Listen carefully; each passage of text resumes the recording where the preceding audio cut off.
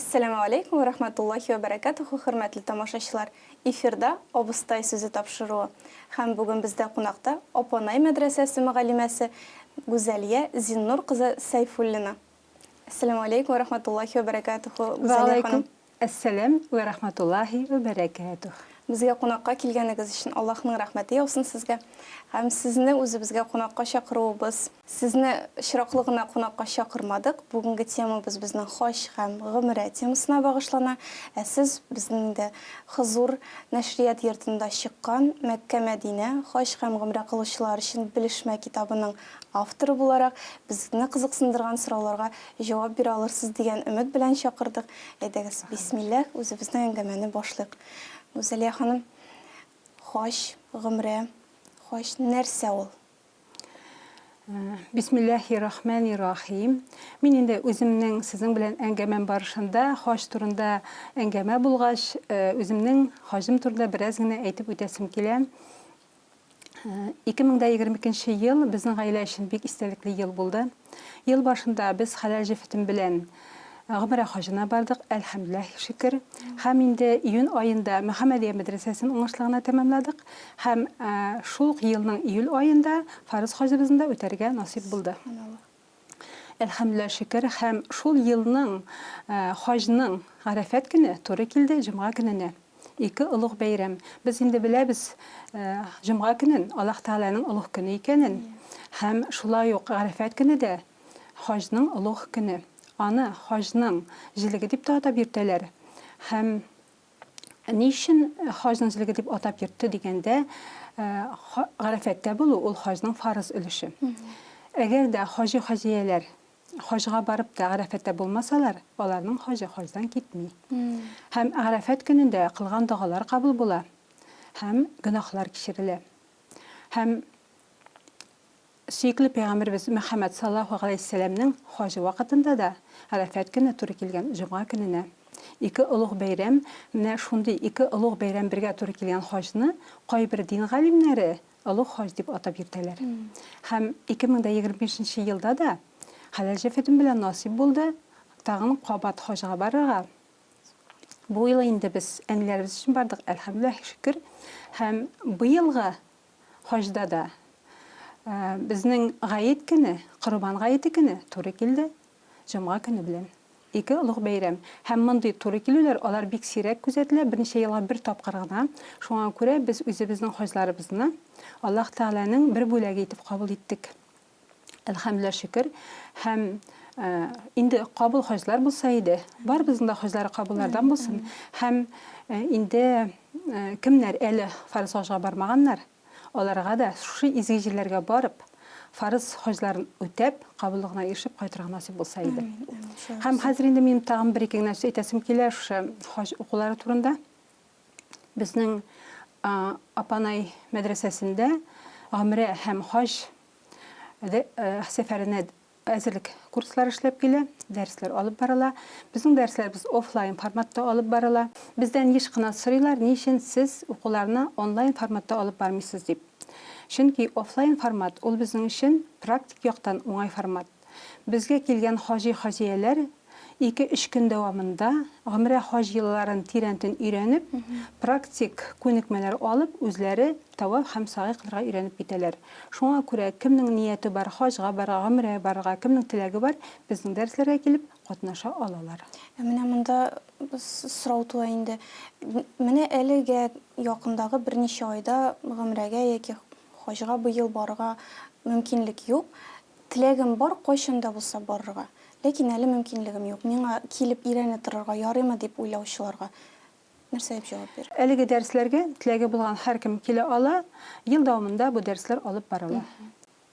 Guzaliya xonim, mana hoj deb aytamiz. Uni nechik o'nglarga kerak? Narsasi u? Hoj ul tilda buyuklikka umtilu, yaxshilikka umtilu ham ziyorat qilu deganni anglatadi. Endi shariatda maxsus o'rinda, maxsus vaqtda maxsus amallar bilan ziyorat qilu. Maxsus o'rin ul Bilarda tugul, Bulg'arda tugul, maxsus o'rin ul Makka ham Makka jirligi. Maxsus vaqt ul Zulhijjaning 8-12 kunlari. Bu musulmon kalendari bo'yicha. Инде милади календар буенча, мәсәлән, безнең быелгы хаҗда хаҗ көннәре туры килде 4-9 июнь көннәренә. Һәм 2026 елда Алла теләсә насыйп булса, хаҗ көннәре туры килә 25-29 майга. Алла теләсә. Иншаллах. Хош, кемнәргә фарыз дигән сорау туа менә моннан хәзер. Кемнәр барырга тиеш, кемнәр хош кылырга тиеш? Бу мөселман, һәрбер мөселман кешесенә хаҗ кылу фарыз, димәк, мәҗбүри гамәл, әгәр дә кешенән килсә. Бу турыда Аллаһ Тәгалә Гимран сүрәсенең 90-нчы аятында әйтә. Әгәр дә мөселман кешесе мөмкинлеге булып та хаҗ кылмый икән, ул гөнаһлы була. Аллаһ Тәгалә каршысында, әгәр дә Аллаһ Тәгалә үзе ярlıqамаса.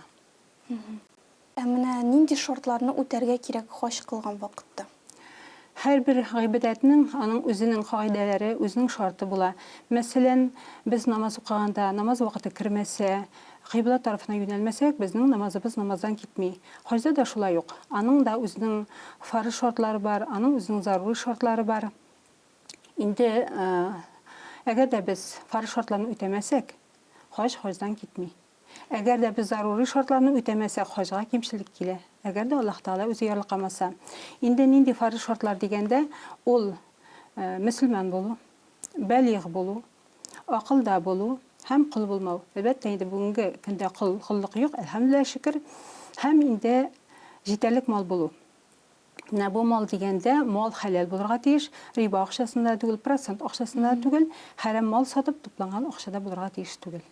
Һәм инде зарури шартларга килгәндә, менә бу зарури дигән сүз, ул гарәп теленнән алынган, котылгысыз булырга тиеш, булырга булмый калу мөмкин түгел дип тәрҗемә ителә.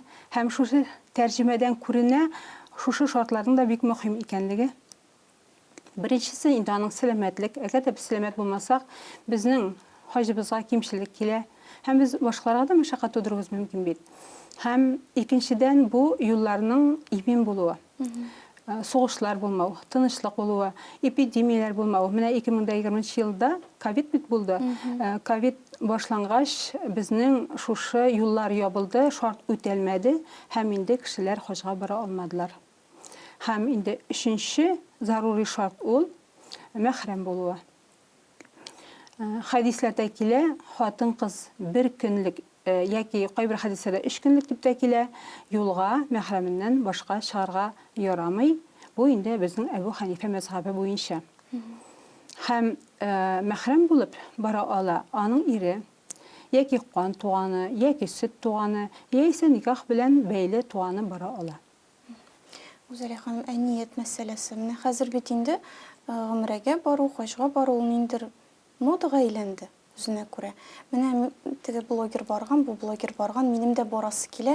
Менә Мәккәгә барып анда фото төшәсе килә, Мәдинәгә барып фото төшәсе килә, видео төшерәсе килә дигән. Менә монда ният мәсьәләсе дә бардыр бит. Ул ни дәрәҗәдә мөһим хаҗ һәм гомрә кылган вакытта? Һәрбер эш нияттән башлана. Әлхәмдүлилләһ шөкер. Һәм шулай хаҗда да ният дөрес булу кирәк. Әлбәттә, блогерларны без дөрес ниятләми дип әйтә алмыйбыз. Һәркем инде үзе ниятли. Һәм Пәйгамбәребезнең менә шушы җирдә минем искә төшереп китәсем килә бер хадисен. Пәйгамбәрбез Мөхәммәд саллаллаһу алейһи ва сәллям әйтте, кичтәр шундый вакыт диде.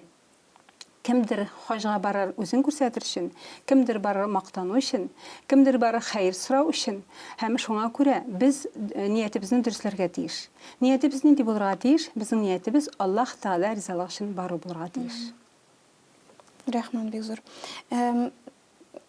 Менә монда хаҗга, гомрәгә баручы кешеләр аның әһәмиятен дөрес аңларга тиештер инде. Нәрсәдә соң хаҗның әһәмияте? Хаҗ гыйбадәте ул ислам диненең бөеклеген, аның бердәмлеген, аның дәрәҗәсен, аның ныклыгын күрсәтә. Һәм безнең бөтен дөнья мөселманнары бер җиргә җыелып таваф кылалар, сагый кылалар һәм алар бер-берсенә итагать итәләр, бер-берсенең хәленә керәләр, бер-берсенә ярдәм итәләр. Һәм икенчедән әһәмияте шунда ки, хаҗ гыйбадәте ул безне кыямәт көненә әзерли. Мөздәлифәдә басып торганда без үзебезне мәхшәр мәйданында кебек хис итәбез. Анда менә күз алдына китерәсез, барган кешеләр күз алдына китерә инде. Анда бөтен мөселманнар да бер җиргә җыелалар. Аларның кайдан килүләренә карамастан, Kim bululарына карамастан, нинди милләттән булуларына карамастан, баймы ул, ярлымы, дәрәҗәсе зурмы, кичкенәме, алар барысы да бер үк тигез, бер үк дәрәҗәдә, бер үк киемнән, бер үк ризыкны ашыйлар, бер үк ташлы кымлы җирдә йокларга яталар. Һәм алар аңлыйлар, алар барысы да Аллаһ Тәгаләнең кыллары. Һәм җитәр шундый вакыт ки, без барыбыз да шушы Мөздәлифәдә җыелган кебек, мәхшәр мәйданына җыелып, Аллаһ Тәгалә каршысына басачакбыз, үзебезнең кылган гамәлләребез турында имтихан бирергә, җавап бирергә. Шуңа күрә бу хаҗ гыйбадәте безне кыямәт көнен турында онытмаска чакыра. Һәм шулай ук ул безнең өстебездән төшерә фарыз хаҗны. Без аның өчен кыямәт көндә соралмаячакбыз, иншаллаһ. Һәм инде әһәмияте тагын шунда ки, без хаҗ сәфәреннән анадан туган сабый шикелле чистарынып, рухи яктан байып, һәм инде җәннәтле булып кайтабыз. Һәм безнең тормышыбызны чиста биттән башларга мөмкинлек туа. Бу әлбәттә, әгәр дә без хаҗыбызны Аллаһ Тәгалә риза булырлык итеп үтәсәк. Аллаһ Тәгалә риза булырлык итәү ничек була? Ул ихласлык белән, тәкъвалык белән, диндарлык белән Аллаһ Тәгаләнең хаҗда куйган бүтән йолаларының үтәп, тыюларны үтәп, безнең мөкаммәл рәвештә үтәү менә бу хаҗның кабуллыгына китерә. Менә шуның өчен хаҗ сәфәренә бару өчен әзерлек кирәк. Һәм без шуны онытмаска кирәк. Әгәр дә әзерлексез барып, без кимчелек булса, без инде әйтә алмыйбыз. Менә фарыз хаҗга бусы бик фарыз булып бетмәде инде. Икенчесендә барып төзәтермен дип. Ничен әйтә алмыйбыз? Чөнки икенче барганы нәфил хаҗ була. Һәм Пәйгамбәребезнең хадисе бар.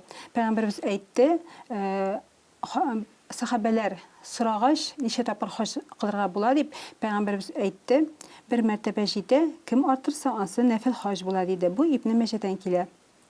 Шуңа күрә әзерлек кирәк. Безнең Мөхәммәдәдәге остасыбыз әйтә торган иде, сезнең хаҗыгыз өчен беркем дә җавап бирми, кабуллыгы өчен. Бүлмәдәге абыстайлар да җавап бирми. Хәтта узата баручы хәзрәт тә җавап бирми. Ул үзенең вазифаларын тулысынча үтәмәгән өчен генә Аллаһ Тәгалә каршында җавап бирергә мөмкин. Һәм сезнең хаҗларыгызның кабуллыгы үзләрегезнең кулларыгызда дип, үзегезнең кулларыгызда дип. Шуңа күрә без инде әзерләнеп Аллаһ Тәгалә каршына тырышлык куеп барырга тиеш булабыз. Нинди әзерлек турында сүз бара? Нәрсәгә әзерләнергә кирәк? Нәрсәләр белергә кирәк? Монда әзерлек дигәндә иң беренче без ниятне әйтеп киттек инде, ниеттән тора. Һәм шулай ук без инде идәүк рухи яктан чистарынып, тәүбә истигъфар кылып китәргә тиеш булабыз. Әгәр дә кемнәндер рәнҗеткән булсак, гафу сорарга кирәк һәм тәүбә итәргә кирәк, гөнаһлы гамәлләребез булса. Һәм шулай ук тәкъва кешеләр белән, анда хаҗи-хаҗияләр белән киңәшләшү шулай ук кирәк. Һәм инде мин әйтеп китер идем, бик мөһим шулай ук рөхсәт сорау.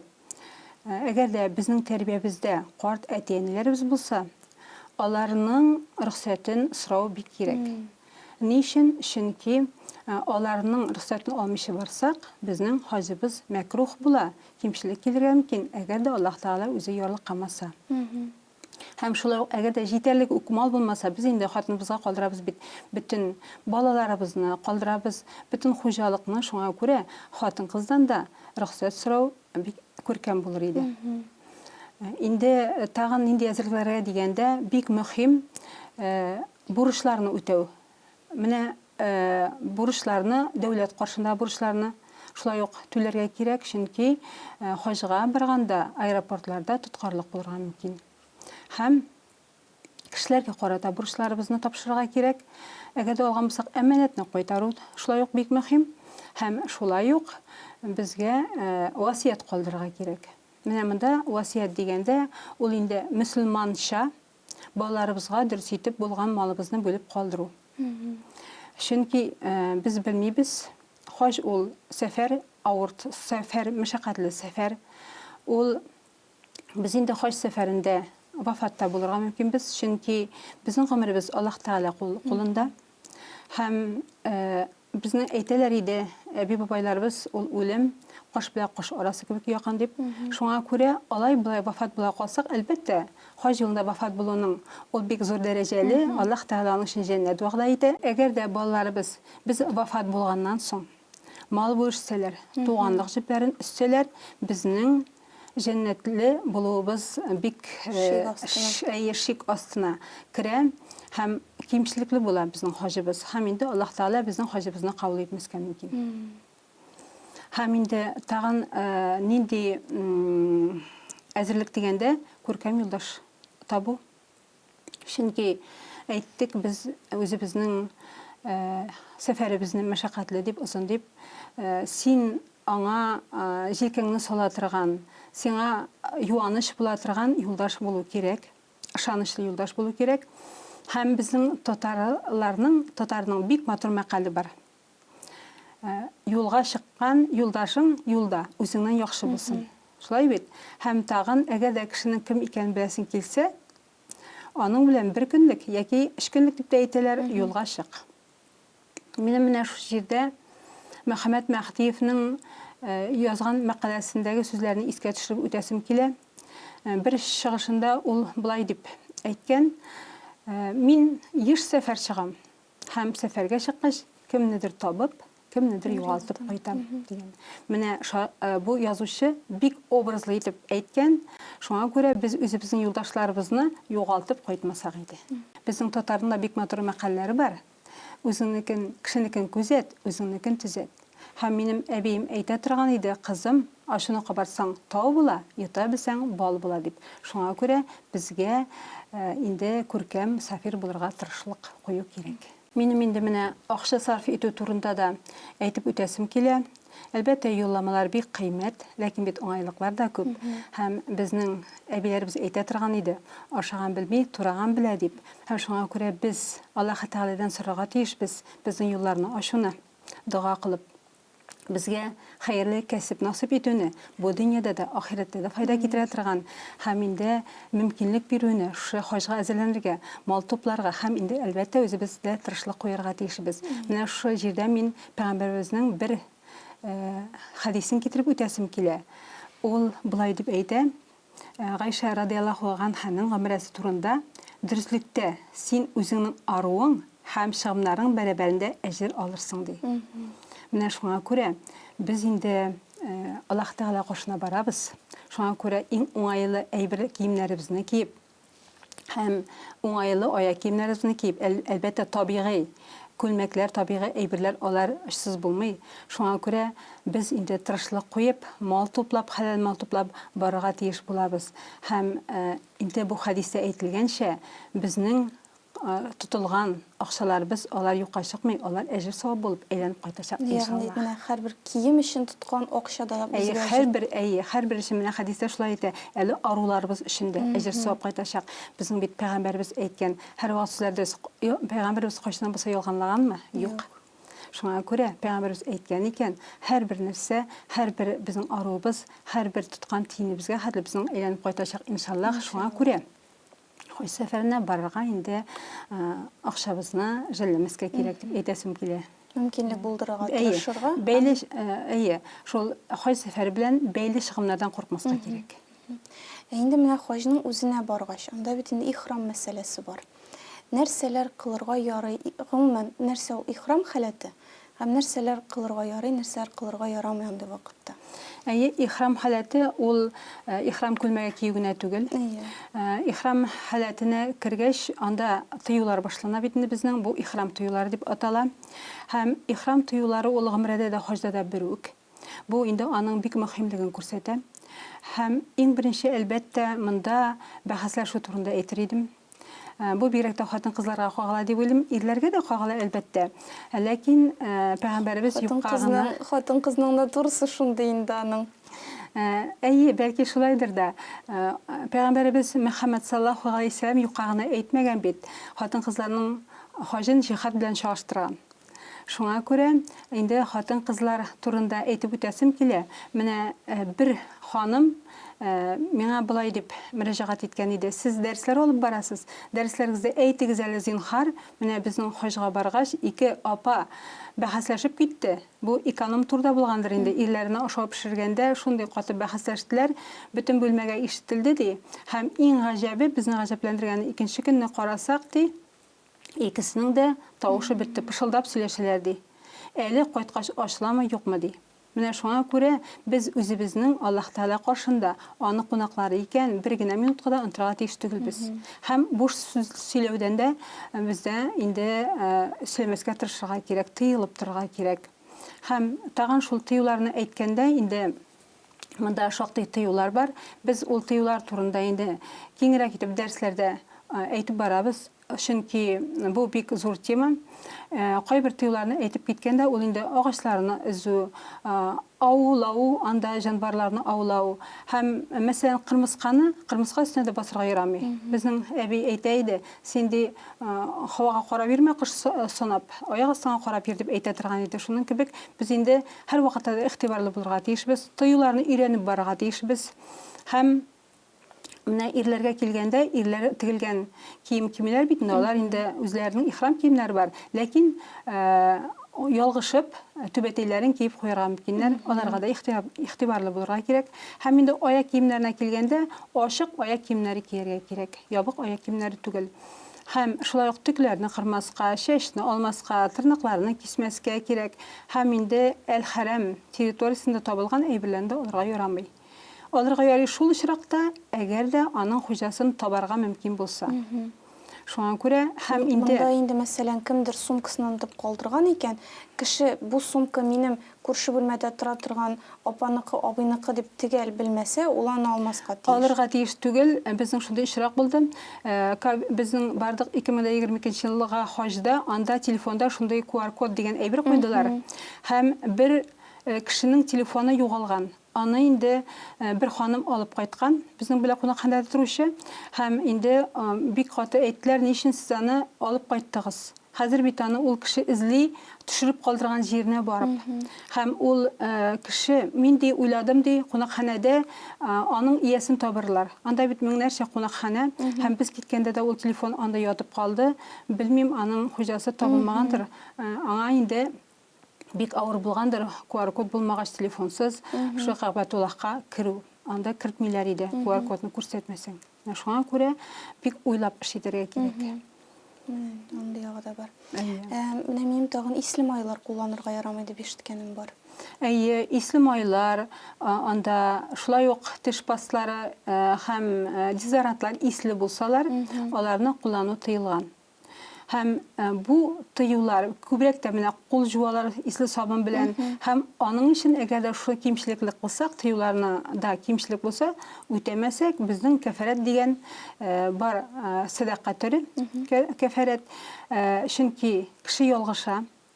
Әгәр дә кеше ялгышып, ниндидер булса тыюларны үтәмәсә, ул кәфарәт түләп, штраф кебек инде ул, кәфарәт түләп, шушы кимчелекне бетерә ала, йыла ала дип әйтәбез инде. Һәм шушы кәфарәтнең аның билгеле бер күләме бар. Бу садаканың ул турда инде без тукталмыйбыз, чөнки ул бик зур тема. Шуңа күрә бу тыюлар турында бик нык әзерләнеп белеп барырга кирәк. Һәм әгәр дә нинди булса тыюны ялгыш үтәмәгәнсез икән, әгәр дә белә торып үтәү үзе генәһкә керә. Әгәр дә инде ялгышлык белән үтәмәгәнсез икән, хәзрәтләрдән сорарга кирәк. Ничек итеп кәфарәт биреп була, түләп була. Бу инде тагын әзерлек мәсьәләсенә кайтып кала, алдан әзерләнмичә бару һеч кенә дә ярамый, укырга, белем алырга кирәк инде. Әйе, ул бит белем шифалы яңгыр кебек. Күбрәк яуса, шуның хәтле яхшырак, шуңа күрә белемне хәзрәтләрдән дә алырга була. Белемне төрле чыганаклардан менә безгә килеп тә алырга була. Белем белән барырга кирәк. Ияреп кенә бару дөрес түгел. Минем менә бер ханымнан сораган булды. Хаҗдан кайткач нәрсәләр күрдегез дигәч, кеше эшләгәнне эшләп йөрдек инде дип. Алай әйтергә ярамый. Кеше бит дөрес тә эшләмәскә мөмкин. Шуңа күрә үзең белеп барырга кирәк. Без бит әйттек бит инде, безнең хаҗыбызның кабуллыгы аның бүлмәдәге апсайлардан тормый дип. Бер кешедән тормый, безнең үзебезнең кулларыбызда. Әзерлек кирәк, белем кирәк. Менә балаларны хаҗга алып бару мәсьәләсе. Еш кына хож узганнан соң социаль челтәрләрдә видеолар, фотолар күрергә туры килә. Сабый балаларны кемдер күкрәгенә тотып алып бара, я булмасына кечкенә генә балаларны җилкәләренә утыртып таваф кылалар әтиләре. Ярыймы балалар белән хож кылырга һәм кирәкме балаларны алып барырга хожга? Балалар хожның без шартын әйтеп үттек инде. Бәлиғ булгач кына хож кылырга ярый. Балаларны алып бару мәсьәләсендә безне кабул иткән як үзе карар чыгара. 2025 елда балаларны Сауд Гарибстаны балаларны хожга алып баруны тыйды. Бу аларның иминлеге өчен эшләнә. Һәм гомере сәфәренә алып барырга ярый дип беләм. Әгәр дә билгеле бер кагыйдәләрне үтәгәндә бала сәламәт булса, бала синең кылган гыйбадәтеңә кимчелек китерми торган булса, барырга мөмкин дип беләм. Ләкин хож сәфәренә алып барырга киңәш итмәс идем, чөнки бик озын һәм мәшәкатьле сәфәр. Менә сез гомрә дип әле генә дә искә алдыгыз, алдан да гомрә дип сөйләштек. Гомрә нәрсә ул алайса? Гомрә, ихтимарә зиярат кылу дигән сүздән алынган. Гомрә ул Әл-Харам мәчетенә барып, Мәккә җирлегендәге 4 гамәлне үтәүдән гыйбарәт. Ихрам халәтенә керү, таваф кылу, сәгый кылу һәм ихрам халәтеннән чыгу. Һәм шулай ук аның фазилетләре бик зур. Иң беренче гомрә ул Кәгъбәтуллаһ тирәли тавафның үзлексез булуына сәбәп булып тора.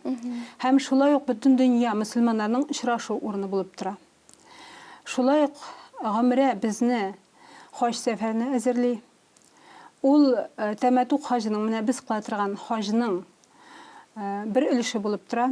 Һәм шулай ук ул тарихи урыннарны белән танышу өчен безгә мөмкинлек тудыра гомрә.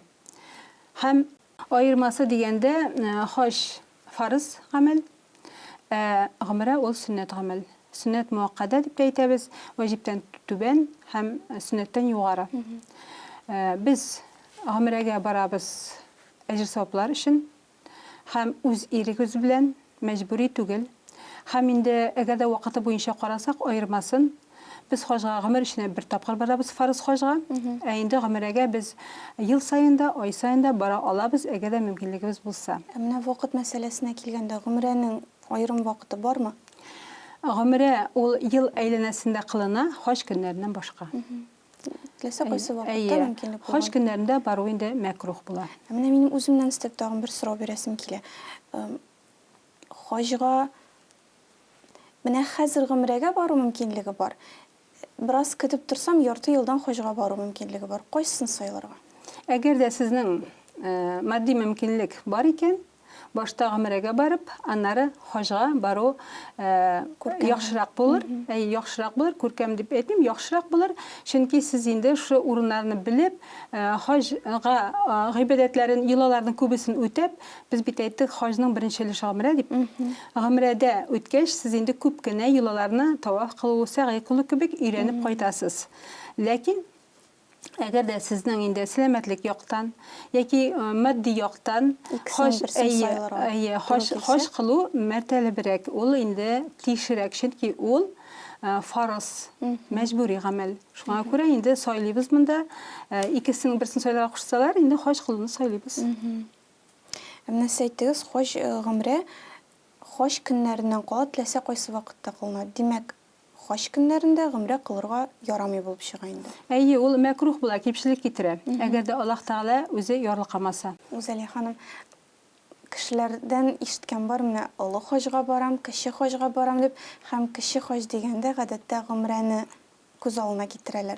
Гомрәне кече хож дип әйтергә ярыймы? Мин бу фикер белән, бу минем үз фикерем, бик тулысынча килешеп бетмим, чөнки Аллаһ Тәгалә әйтә Бәкара сүрәсенең 190 аятында: "Ва аттимул хаджа ва гумрата лиллаһ". Гомрәндә, хожны да Аллаһ Тәгалә ризалыгы өчен кылыгыз ди. Инде Аллаһ Тәгалә үзе Коръәндә әйтә икән гомрә турында. Ул берничек тә кеше дә, кичкенә дә була алмый. Ул улуг гыйбадәт. Һәм шуңа күрә, менә бер әби әйткән бит, арыш ипиен кара дип әйтмәгез. Ипи кара булмый, аны арыш ипи дип әйтегез ди. Менә шуның кебек гомерәне дә без гомерә хаҗы дип әйтсәк күркәмрәк булыр. Без менә Мәхмәдиядә укыган вакытта безнең остазларыбыз хаҗның бер пишмагы дип әйтәләр гомерәне, өстәмә хаҗ дип әйтәләр иде. Яки инде хаҗ гомерә дип әйтәләр, гомерә хаҗы дип әйтәләр. Шуңа күрә Аллаһ Тәгалә Коръәндә ничек әйткән? Гомерә дип яки гомерә хаҗы дип әйтсәк була, шулай күркәмрәк булыр иншаллах. Минем инде менә мисал китерәсем килә. Bir ханым таныш кешем минем гомерәдән кайтты. Һәм гомерәдән кайткач күрәм, ул бик шәригатьчә киенеп бетмәгән. Һәм инде мин аңа сорау бирдем, ни өчен син бит гомерәдә булдың? Син бит инде ничек киенеп йөргән икән, беләсең шәригатьчә дип. Ул миңа җавап бирде. Бу бит хаҗ түгел, бу бит гомерә генә диде. Менә шуңа күрә гади мөселманнар аны дөрес аңламаска мөмкин. Дәрәҗәсен төшерергә ярамый инде димәк. Ярамый. Менә хаҗ һәм гомерә кабул булганлыкның нинди дә булса билгеләре бармы? Безнең инде һәрбер гамәлебезне ул билгеләре бармы, билгеләре юкмы? Без бит әйтә алмыйбыз. Билгеләре булса кабул була, билгеләре булмаса кабул булмый дип. Ул Аллаһ Тәгалә хөкемендә. Без шуңа күрә үзебезнең һәрбер гыйбадәтебезне хаҗныңа түгел, һәрбер гыйбадәтебезне Аллаһ Тәгаләдән сорыйбыз. Вафатыбызга хәтле, я Раббым, безнең гамәлләребезне кабулдан кыл, хаҗларыбызны, гомерәләребезне кабуллардан кыл дип. Һәм инде Аллаһ Тәгаләнең кулында кабул булып булмавы, насыйп булсын кабул булырга. Әлбәттә инде билгеле, ниндидер билгеләр бар дип әйтеп була. Андый хаҗияләр хаҗдан кайтканда шул хәтле дулкынланып, ышып, кадатланып кайталар. Йөзләре нурлы була һәм алар шушы хаҗ гыйбадәтләре турында, күргән изге җирләр турында һәм күргән мөгъҗизалары турында шул хәтле илһамланып сөйләр, башкаларында сөйләп, шушы җирләргә барырга рухландыралар. Алар аны сөйлиләр үзләрен күрсәтү өчен дә түгел. Алар аны чын күңелдән, ихласлык белән, тәкъвалык белән сөйлиләр һәм инде бик күркәм башкаларында рухландырулары менә шушы изге җирләргә баруга. Икенчедән, шушы хаҗның билгеләре дигәннән, хаҗдан кайтучы хаҗиләрнең, аларның әдәп әхлаклары ныгып кайта.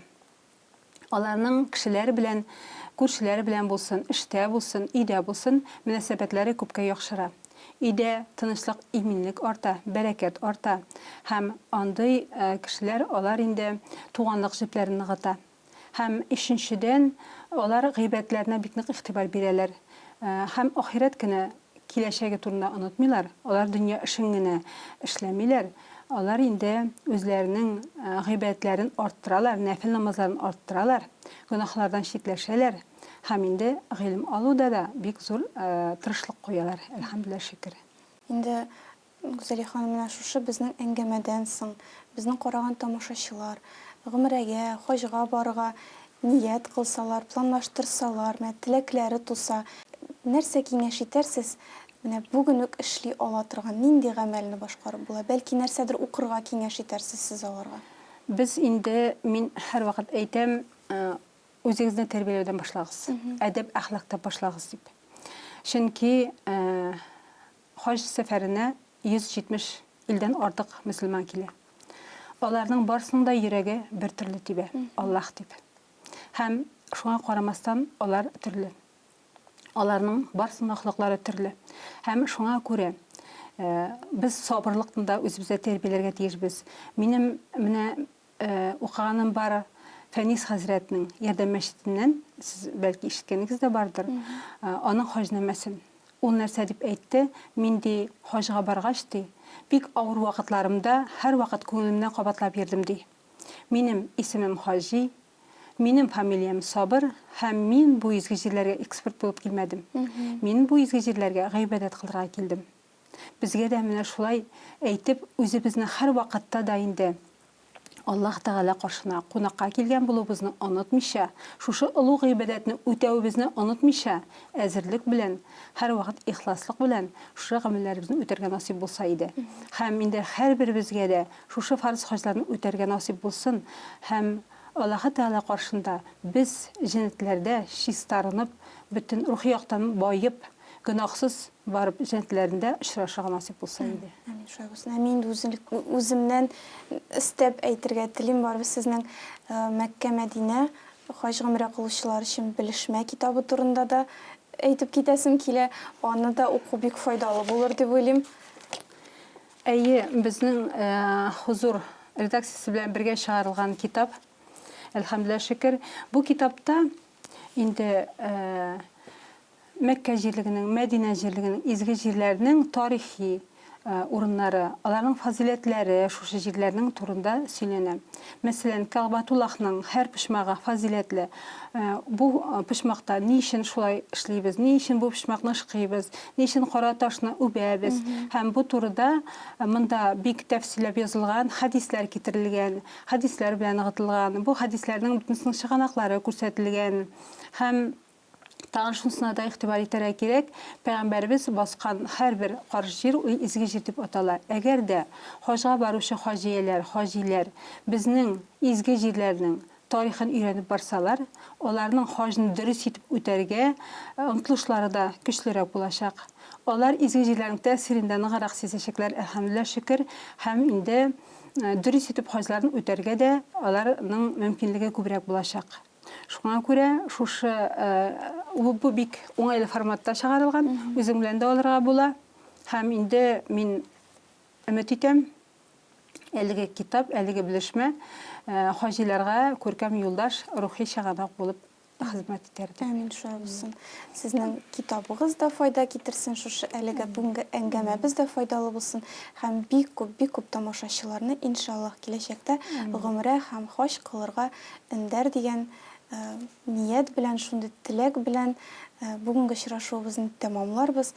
Безгә очрашуга килгәнегез өчен Аллаһның рәхмәте яусын сезгә, Гүзәлия ханым. Киләсе очрашуларга кадәр ассаламу алейкум ва рахматуллахи ва баракатуху. Ва алейкум ассалам ва рахматуллахи ва баракатуху. Насыйп булсын килергә. Хөрмәтле тамашачылар, бүгенге тапшыруыбыз сезгә кызыклы һәм файдалы булгандыр дигән өметтә сау булашабыз. Ассаламу алейкум ва рахматуллахи ва баракатуху.